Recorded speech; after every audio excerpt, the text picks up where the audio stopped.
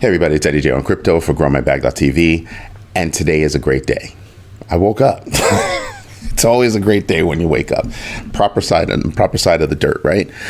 So let's get into it. So Brad Garlinghouse and I actually agree on a few things. We probably agree on a lot of things, but this one we actually do agree on, and it's actually big. It's something I've been telling you guys for a really long time. And what is it?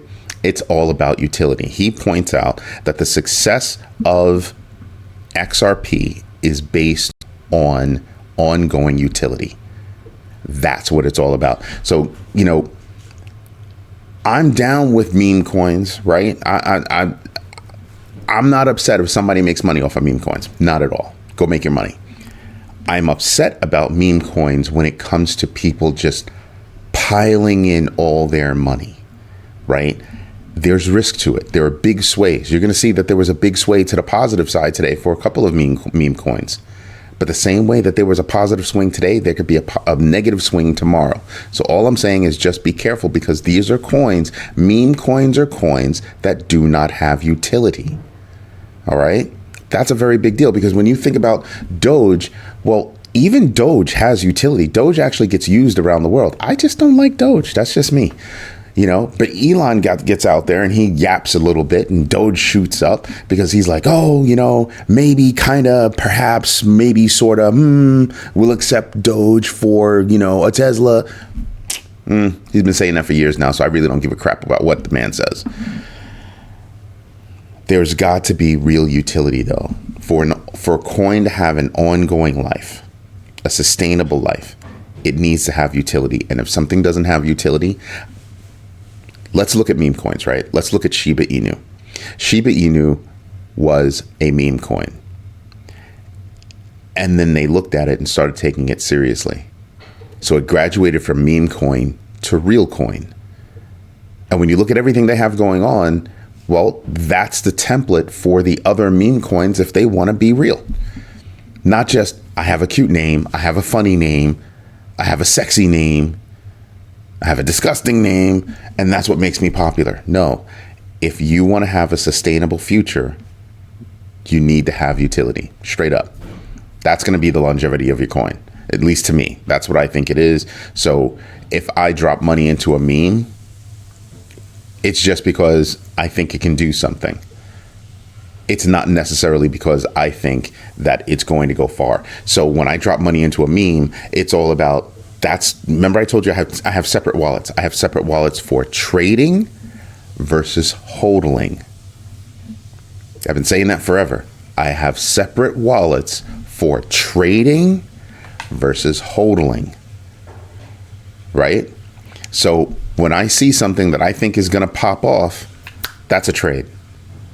Because I think it's going to pop off and then it's going to come back down. And that even goes for coins that I'm hodling. Sometimes these coins pop up and then they go down. So I'm trying to catch that pop up because I'm in the news all the time. So I might catch news that hasn't really hit yet. And the next thing you know, I make a couple of bucks and I get out when I think it's close enough to a top that I can see. And hopefully I've gotten in at as close of a bottom that I can see. That's when I'm trading. When I'm hodling, that's just DCA strategy. It might get adjusted by different news or things like that, but that's a straight up DCA strategy. That's what I'm doing. That's just go forward. Boom, boom, boom, boom, boom, boom, boom, boom, boom. So when I create my budget, it's how much money do I think I'm going to trade? And where's that money going to come from? Is it going to come from, my overall strategy? Is it going to come from my, dry powder money? I figure all that out. I have my percentages, go forth and conquer. And then you have MicroStrategy. People are freaking out about MicroStrategy. There's a guy that I saw on TikTok once, and he's created a spreadsheet, and I saw the spreadsheet, and the spreadsheet is dead on. He created a spreadsheet that said, here are the top holders of, big companies like BlackRock, Vanguard, all the rest of them. He said, here are the top holders of their stock.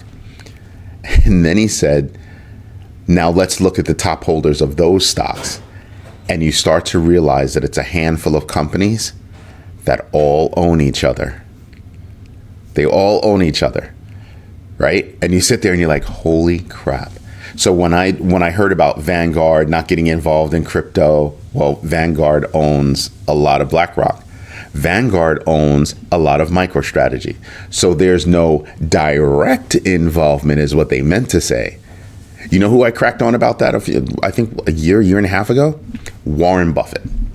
Warren Buffett and his crew were like, yeah, we're not doing that. We're not doing that at all. But they invested indirectly in crypto because they invested in a company that does crypto. You see how that works? Yap, yap, yap on one side. Don't pay attention to what I'm doing on the other side. This is why I do research.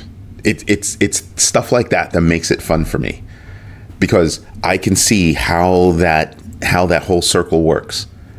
Who else owns BlackRock? Bank of America. Who owns Bank of America? BlackRock. I mean, not all of it. Don't get me wrong. They don't all own all of each other, but they all own pieces of each other. They all own pieces of each other. And that's where you need to pay attention. People don't pay attention the way they should. And they don't really, draw the lines between everything. And you need to if you want to be successful.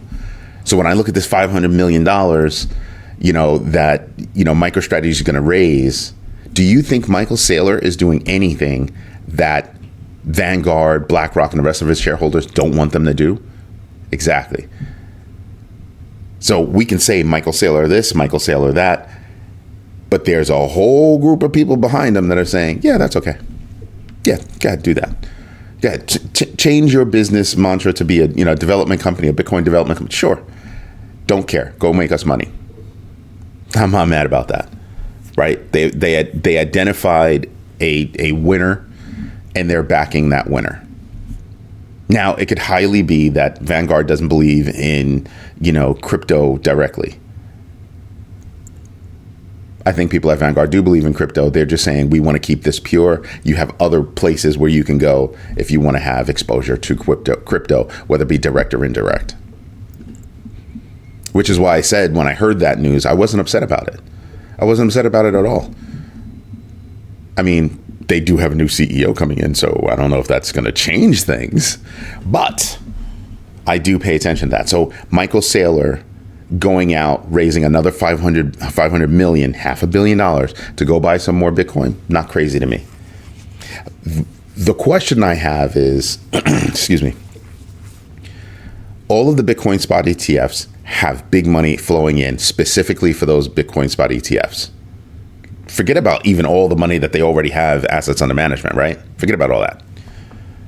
MicroStrategy is not going to be able to keep up with that kind of investment. That's just common sense. They're not going to be able to keep up with that.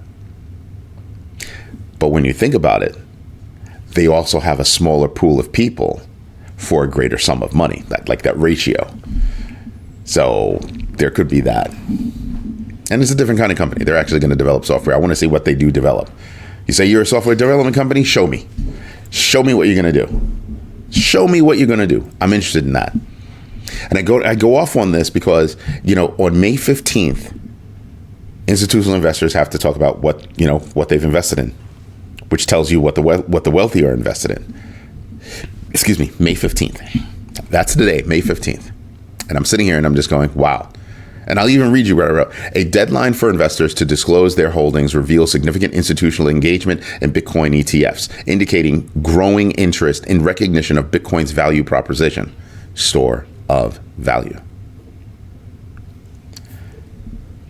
Pay attention to what people do, not necessarily what they say, what they yap about. It's everything that I talk about with Jamie Dimon. Don't pay attention to what the man says. Pay attention to what the man does. Not even what he does. Pay attention to what his people do, what his company does. Because JP Morgan Chase is deep into blockchain, deep into freaking crypto. So I don't know why he keeps going like this. It begins to look stupid after a while. It really does to me. Then you have South Africa, just out of nowhere. 59, licenses issued. 59. That's huge. That is huge, because what that says is South Africa is all about crypto. You have whole regions, whole swaths of countries that are saying, yep, we're in it. We're cool with this. Let's move forward. You have whole countries that are talking about, we have better laws, better regulation when it comes to crypto. We're more forward thinking when it comes to crypto. That is a very big deal. And why is that? Well, they're not stupid. We want to collect the taxes from the people that are making money in crypto. I mean, South Korea is like, well, listen, we've got laws that chase specifically people with crypto because, they're tax cheats. Well, not all of them, don't get me wrong, but we're trying to make sure that people aren't tax cheats. I think that's kind of cool. You know what else I think is cool? Block. Jack Dorsey's Block is getting deeper into crypto. And you know what they did? So Cash App, you already know, you can actually on-ramp money, on-ramp fiat via Cash App and buy Bitcoin. And you can also transfer that Bitcoin out. Meaning you can, so I've done it. I have opened up Cash App, opened up a couple of other apps to see who has the cheapest Bitcoin and made my purchase. When I do it on Cash App, I look at who's got the cheapest.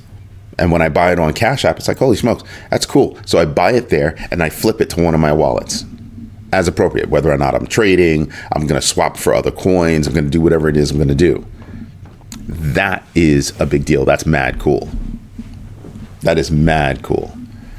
So that's what I pay attention to is, what tools are out there. So they just dropped Bitkey. Cash App, Block actually dropped Bitkey, a new hardware wallet. I have not received one. They're not paying me. Now, if you want to send me one, Block, I'll be glad to review it. But it'll be an honest review. It'll be an honest review. If I like it, I like it. And if I don't, I will let people know about it. But they just dropped Bitkey. I wonder where they got that name, because I remember that name being used elsewhere, but it's been a long time. So I guess it's not being used now, except by Block. So that's a big deal. So I kind of like that new hardware wallet. So we'll see what that's about. Hopefully other people get it and they'll be able to give me reviews and let me know, hey, I like it, I don't like it, or this is how it compares to Ledger or whatever else. Because it's not the hardware wallet per se. To me, it's the combination of the hardware wallet and the software to get it on, to get things on the hardware wallet. Because if you tell me it's Bluetooth, well, that's a problem. Why is that? Well, China has cracked, Apple's AirDrop.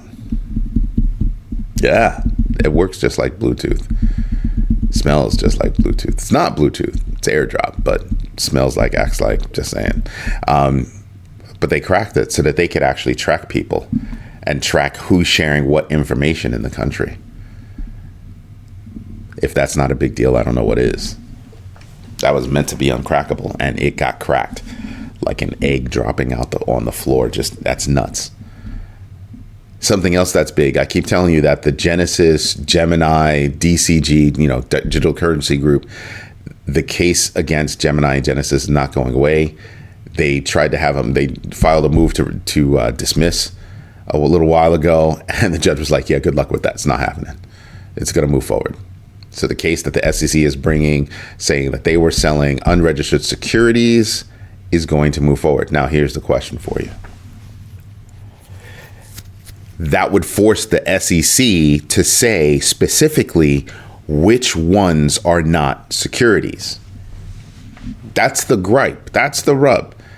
Bring a case, but you're going to bring a case and you haven't identified what is and what is not. And yeah, they had a list and they said, oh, these are securities, blah, blah, blah. This is what we're calling it. Why? What's your basis? So now in the court of law, that's going to come up. And it's for this earn program. So it's indirect. So because people are saying, well, so how come they're not suing Coinbase or crypto.com or Kraken or OK or Binance? Well, they are suing Binance, but for different reasons. Yeah. Do you start to ask those questions? You really do start to ask those questions.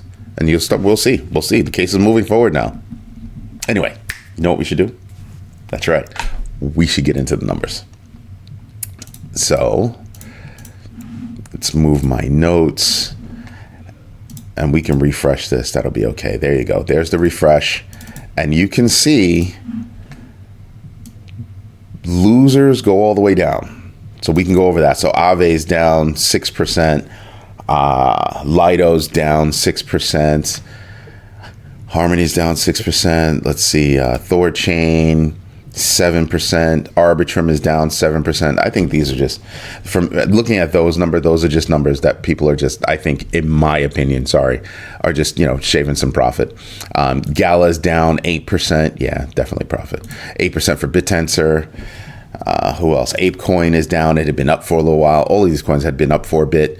8%. Nobody else on here I'm playing attention to. Maybe Nervous Network down 9%. Again, I really think that's more of profit taking. I really do. I think that's more profit taking than anything else. And what I told you the other day, what I've been saying to you is pay attention to what's up and what's down. See what the correlation is.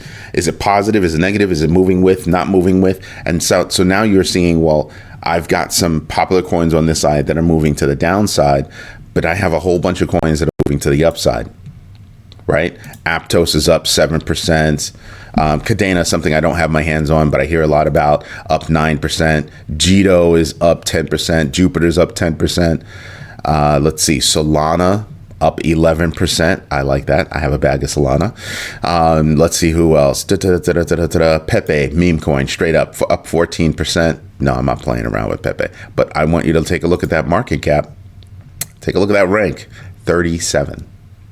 See what I mean? Some of these meme coins are moving up in like crazy ways. I mean, Pepe is a meme coin straight up and it's over $4 billion. Bonk is a meme coin. It's moved up 20% and it's $2.28 billion. And you sit there and you just go, wow. It's like, yeah, it's because people FOMO'd in. Again, people are buying it, not necessarily trading it, not using it. Utility. That's what I pay attention to. This is what I pay attention to.